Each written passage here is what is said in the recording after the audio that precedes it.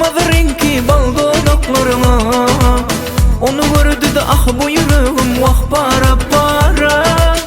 Gelişip dur varmadı kuyuna güzel boyuna. Onu görenlerin bari ah yana yana. Güldüğümezin olamadan güler, avadan söyler Allah ince billere. Güldüğümezin olu deyince boylara, solu deyince taşlara, sürme çallan ağaçlara. Hani gelsene gelsene gelsene gel gel yine bana gelsene. Doğduğumdan ah yanağından bir öpücük versene.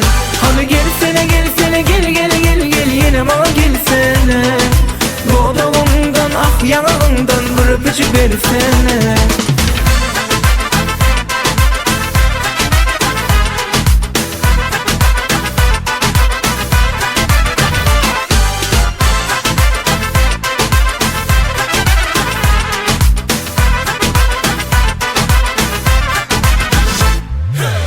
Çalıpsın ol kırmızı renki bal dudaklarıma. Onu gördü de ah bu yüreğim vah para para.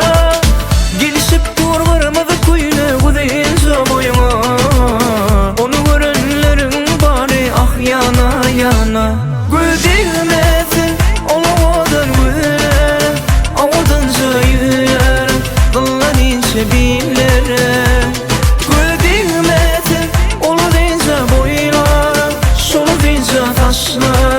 Sürme çalman ağaçlara. Hani gelsene gelsene gelsene gel gel yine bana gelsene. Doğduğumdan ah yanağından bir öpücük versene. Hani gelsene gelsene gel gel gel gel yine bana gelsene. Doğduğumdan ah yanağından bir öpücük versene.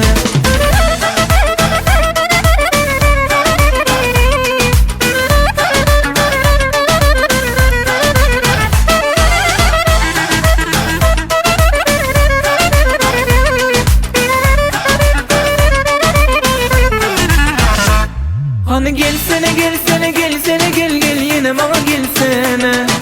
Doğduğumdan ah yanağından bir öpücük versene. Hani gelsene gelsene gel gel gel gel yine bana gelsene.